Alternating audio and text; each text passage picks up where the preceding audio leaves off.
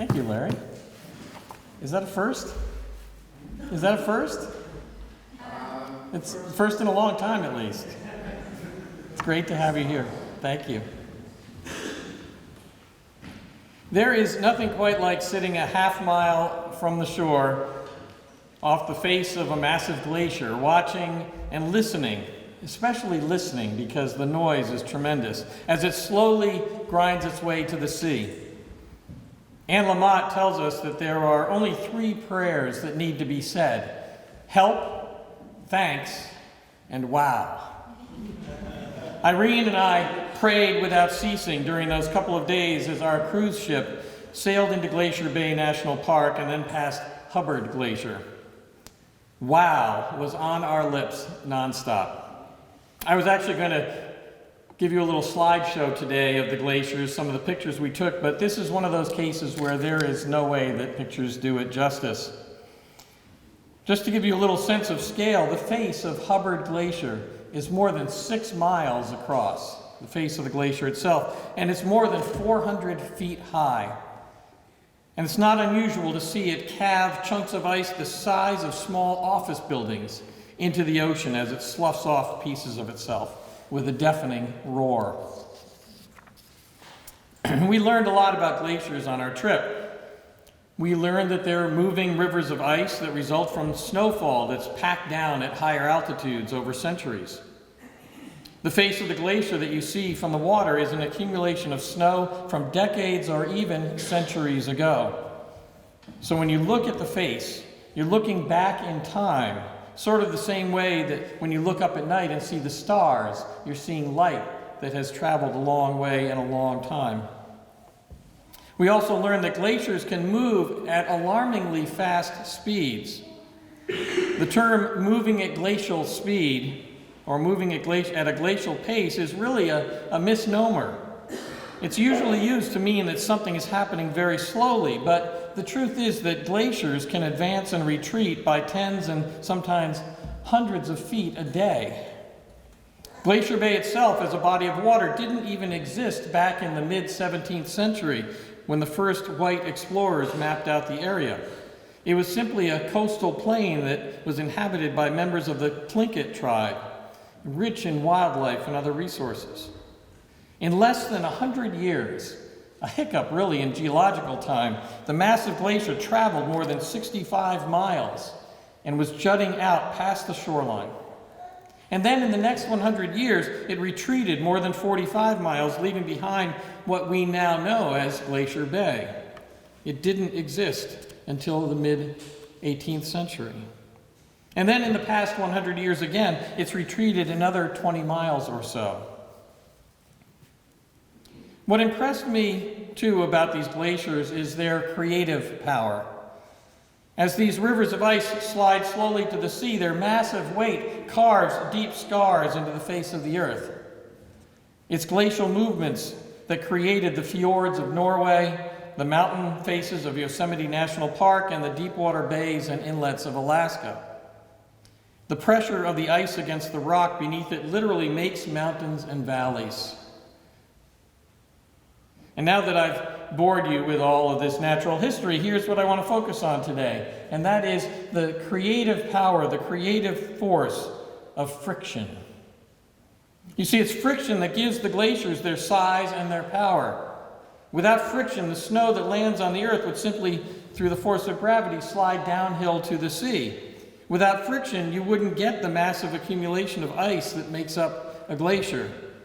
And even if you did, it would all just slide off without taking the rocks and the earth with it that creates the valleys and carves the mountains. It is the force of the ice rubbing against the face of the earth that creates new landscapes. Friction is the key ingredient, the primary creative force. It seems to me that we as individuals and as a community seek to avoid and resist friction at almost every turn.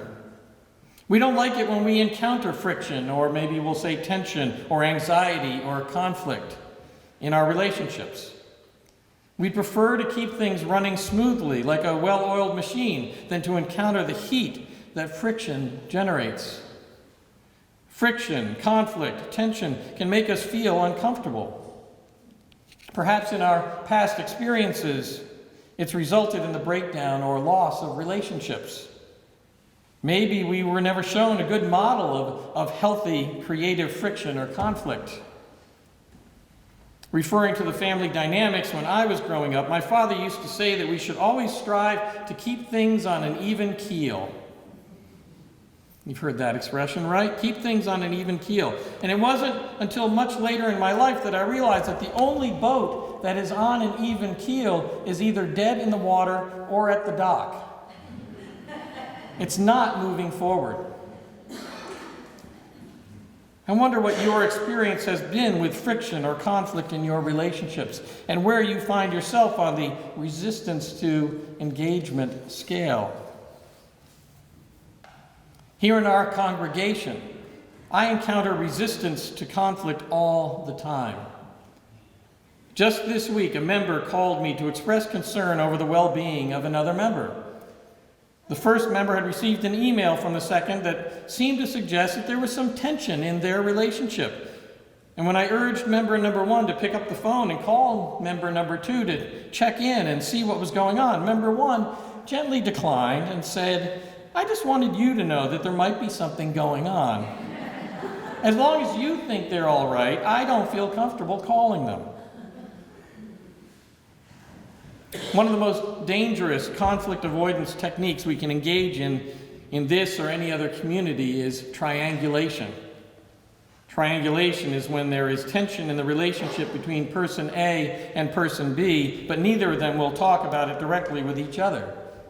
And instead, they seek to align other third parties to their particular side. And that's why our covenant of right relations calls us to communicate honestly, openly, and directly with each other, particularly when there's friction or unease of some kind. There is in our congregation, and I would venture to guess in most Unitarian Universalist congregations, a phenomenon that I call the tyranny of the nice. The tyranny of the nice.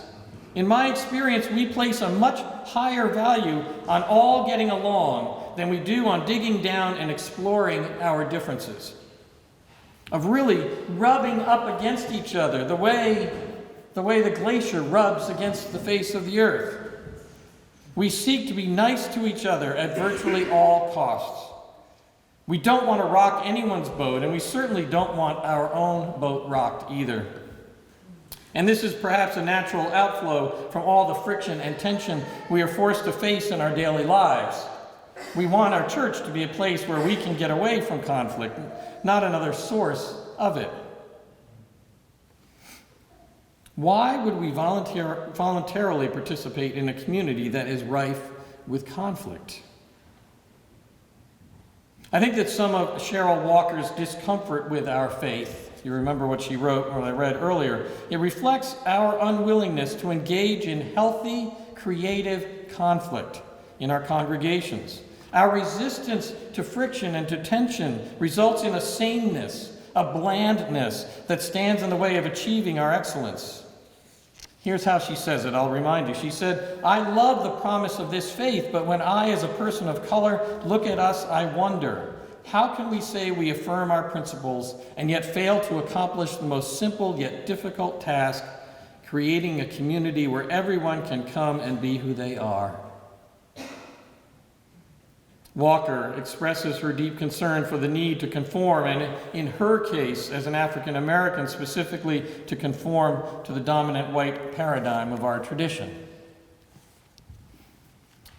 Now, let me be clear. I am not advocating conflict for conflict's sake.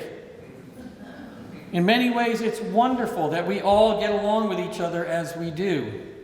I have friends who serve other congregations who would kill to just have a week or two of conflict-free congregational life. But I wonder what we're missing out on with our resistance to conflict.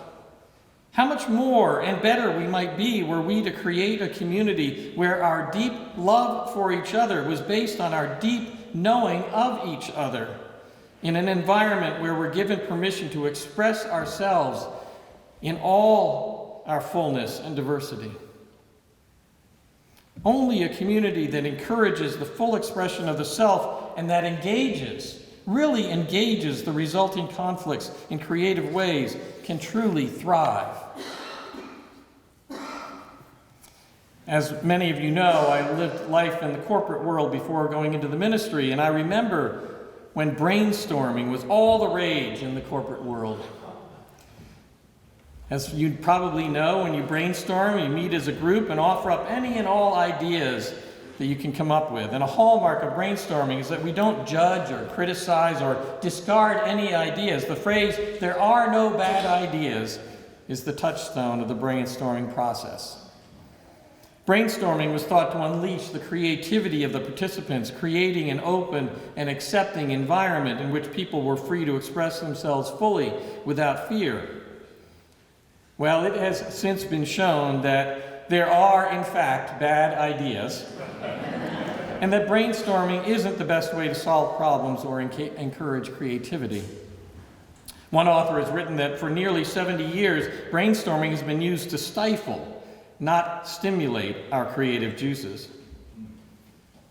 In contrast to the brainstorming model where there are supposedly no bad ideas, which is what I would say happens in a community where the tyranny of the nice prevails. There are no bad ideas because we don't want to challenge each other. I want to take just a brief look at how the Cirque du Soleil franchise comes up with its wildly creative shows. It uses a process that they describe as creative friction to generate innovative and exciting productions. First, the creative directors simply cast a vision. It may just be one word, maybe nothing more than that. And then they gather together an intentionally diverse group of participants, including people from more than 50 different countries with different entertainment and production backgrounds.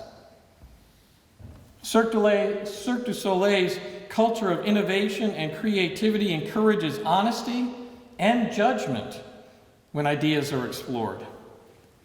Passionate, provocative dissension and disagreements are not only tolerated but cultivated to spur the best ideas and as importantly, to eliminate the bad ones quickly. While a consensus-seeking approach may lead to a few incremental innovations, said Cirque du Soleil's creative director, a bit of tension, even friction during creative ideation is likely to lead to innovation breakthrough. Think about how different that environment is to the one that we prefer. And so I wonder, what would it be like if we were to embrace creative friction here in our community? How might we become a more inclusive and diverse community if we encourage the full expression of our individuality within a culture that pursued common values? I also wonder, what would it be like in our own lives, forget about this church community, in our own lives, everyday lives, if rather than resisting and avoiding conflict, we were to seek out ways to move into and through tension and friction? What might emerge? To answer these questions, I return to the glaciers and the mountains of Alaska. The raw, natural beauty of Alaska's coast could not be possible without friction. That friction has created stunning vistas of unimaginable proportion. Glaciers, with all their disruptive, creative power unleashed, have carved chasms and gorges of unfathomable depth and jagged sawtooth mountains tumbling into the blue sea. Vast heights and depth, indescribable beauty and abundance, unmatched creativity and uniqueness. Aren't these the things that we seek in our own lives? This day and every day, I wish you peace and maybe some creative friction. Amen. I invite you now into a time of silence to consider these words or to consider the questions prompting you in your order of service.